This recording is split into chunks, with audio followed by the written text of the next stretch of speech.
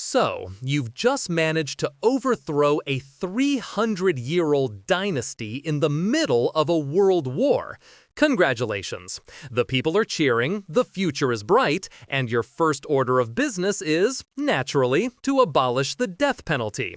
This happened on October 28, 1917.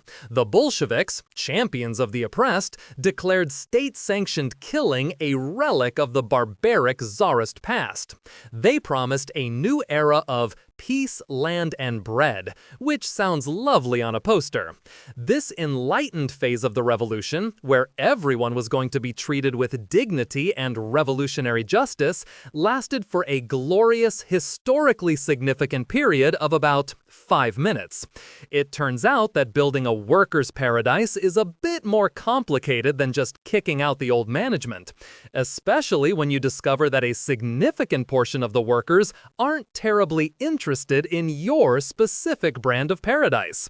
A minor administrative hurdle, surely. To handle these minor hurdles, you need a committee, something with a friendly bureaucratic name. How about the All-Russian Extraordinary Commission for Combating Counter-Revolution and Sabotage? Rolls right off the tongue. Or you could just call it the Cheka. Formed in December 1917, it was meant to be the sword and shield of the revolution. A temporary measure, of course, just a few good men to keep things orderly until the utopia finished loading. At its head was Felix Dzerzhinsky, a Polish aristocrat turned fanatic revolutionary, a man whose portrait suggests he was never once amused by anything, ever. His nickname was Iron Felix, which is what you call someone when Fun Felix is clearly off the table. The Cheka's agents became famous for their black leather jackets, which became the must-have fashion accessory for anyone planning on conducting extrajudicial killings. They were the state's problem solvers, and soon they started seeing problems everywhere. For a while, the Cheka's activities were somewhat artisanal. Targeted arrests, shutting down opposition papers, that sort of thing. But then came August 30th, 1918. A truly terrible, horrible, no good, very bad day for the Bolshevik leadership. First, the head of the Petrograd Cheka, Moisei Iritsky, was assassinated. A few hours later, Vladimir Lenin himself was leaving a factory in Moscow after giving a speech. A woman named Fanya Kaplan approached him and fired 3 shots, hitting him twice. Lenin survived, but the Bolsheviks did not take it well. Their reaction was a masterclass in calm, measured leadership, by which I mean they completely lost their minds. The official narrative was that this was not the work of a few disgruntled individuals, but a vast conspiracy of class enemies lurking in every shadow. And the only logical response to a conspiracy is, of course, to start shooting people on an industrial scale.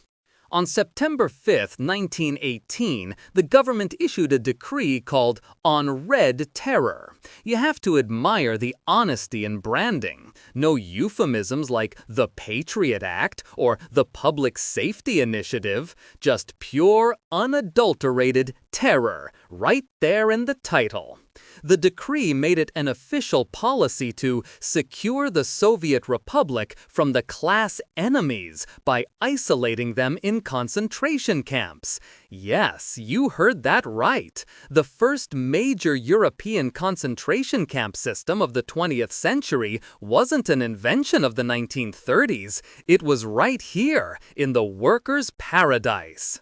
The decree also gave the Cheka carte blanche to execute anyone involved in White Guard organizations, conspiracies, and seditious actions. A definition so wonderfully vague it could mean anything from plotting a coup to hoarding potatoes or simply having a suspicious-looking grandfather.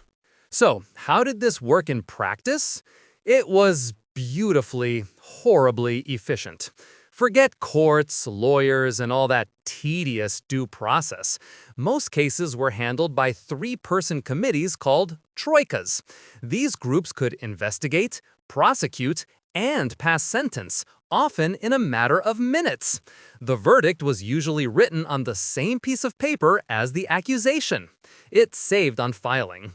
Evidence was often optional. A denunciation from a neighbor, being a former army officer, or simply being on the wrong list was enough. In cities across Russia, the Cheka would publish lists of executed enemies in the newspapers as a sort of public service announcement. It was the state transforming murder into a mundane administrative task, like processing tax returns, but with significantly more finality. The official targets were the class enemies, a wonderfully flexible term. It started with the obvious ones, the bourgeoisie, aristocrats, and former czarist officials. Then it expanded. Priests and religious figures were targeted for promoting superstition over scientific socialism. Rival socialists like the Mensheviks and socialist revolutionaries, who had the audacity to suggest a different flavor of revolution, were rounded up. The term kulak, which originally meant a prosperous peasant, came to mean any peasant who resisted giving up their grain. It was a sliding scale of suspicion. Did you once employ someone? You're an exploiter. Do you wear glasses? Suspiciously intellectual. Did you complain about the bread ration? Obvious saboteur. The genius of the system was that anyone could become an enemy of the state at a moment's notice. It kept everyone on their toes, and frequently on their knees in a basement. The Red Terror wasn't a centralized, top-down operation controlled neatly from Moscow. It was more like a franchise model. Lenin and Dzerzhinsky set the brand guidelines, and local Cheka branches added their own regional flair. Some were horrifically creative. In Kiev, the Cheka would reportedly put a rat in a metal pipe, place it on a victim's stomach, and heat the other end, forcing the rat to gnaw its way out. In other places, they practiced scalping or gloving, peeling the skin off victims' hands. Martin Latsis, a Cheka leader, famously instructed his agents not to look for evidence. He wrote, "We are not waging war against individual persons. We are exterminating the bourgeoisie as a class." This turned justice from a process into a pest control operation, and the local exterminators took to their work with remarkable enthusiasm. So, how many people actually died? That's the million-ruble question. Getting precise figures is basically impossible. The Bolsheviks weren't exactly meticulous record keepers when it came to their own atrocities. Official numbers released at the time were laughably low, in the few thousands. It's like a wolf claiming it only ate a few of the sheep. Most historians today place the number of summary executions by the Cheka between late 1918 and 1922 somewhere between 100,000 and 200,000. Some estimates go as high as 500,000. And this doesn't even count the people who died in camps, during rebellions, or from disease and starvation caused by Bolshevik policies.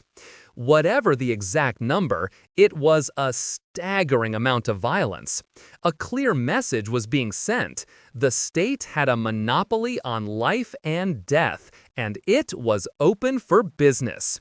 And business was good. It's easy to dismiss this as pure chaotic madness, but there was a chilling logic behind it. This wasn't just about punishing enemies. It was about preventing future enemies from even existing, a kind of preemptive class warfare. Grigory Zinoviev, a top Bolshevik leader, summed it up perfectly. He said, "We must carry along with us 90 million out of the 100 million of Soviet Russia's inhabitants. As for the rest, we have nothing to say to them. They must be annihilated." It's hard to misinterpret that. The goal was to terrify the population into submission, to atomize society so that no one trusted their neighbor, their friend, or even their family. A society fractured by fear is a society that cannot organize opposition. It was social engineering with a gun. The problem with building an unstoppable machine of paranoia and death is that it's hard to put a leash on it. The Cheka grew into a massive, powerful organization, a state within the state. Its agents had power over life and death, and that kind of power is intoxicating. By the early 1920s, even senior Bolsheviks were starting to get nervous. The monster they had created to devour their enemies was starting to eye its masters. The terror began to turn inward. Cheka agents accused of insufficient revolutionary zeal, or those who fell on the wrong side of an internal squabble, could find themselves in the same basements as their victims. This was the dress rehearsal for what was to come. The Red Terror created the template that Stalin would later use to perfection in the Great Purge of the 1930s. The apprentices were learning their craft, often by practicing on each other. By 1922, with the Civil War largely won, the Bolsheviks decided to dial things back a bit. The Red Terror was officially declared over. The Cheka was disbanded. Everyone breathed a sigh of relief. For about a day, because the Cheka wasn't so much disbanded as it was rebranded. It became the GPU, which later became the OGPU, which then became the infamous NKVD, which eventually became the KGB. It's like changing the name of a company from Murder Inc. to Aggressive Solutions LLC. The product is the same, but the marketing is friendlier. The methods, the personnel, and the ideology of terror were not dismantled. They were institutionalized. They became a permanent, structural part of the Soviet government. The Extraordinary Commission had become terrifyingly ordinary. The pilot program was a success, and it was now ready for full-scale production. The Red Terror wasn't just a bloody chapter in a revolution. It was the foundational DNA of the Soviet Union. It established the principle that human life was secondary to the goals of the state and the party. It proved that mass violence could be a shockingly effective tool for political control. This wasn't a bug in the system, it was the core operating system. The promise of peace, land, and bread had morphed into fear, paranoia, and an early grave. It's a timeless lesson in what happens when idealistic ends are used to justify monstrous means. The architects of the terror believed they were midwives of history, birthing a new world through blood and fire. But the world they created was built on a foundation of bones, a legacy that would haunt Russia for the rest of the 20th century. If you enjoyed this video, please like, comment, and subscribe to our channel for more historical insights. Thanks for watching, nerds!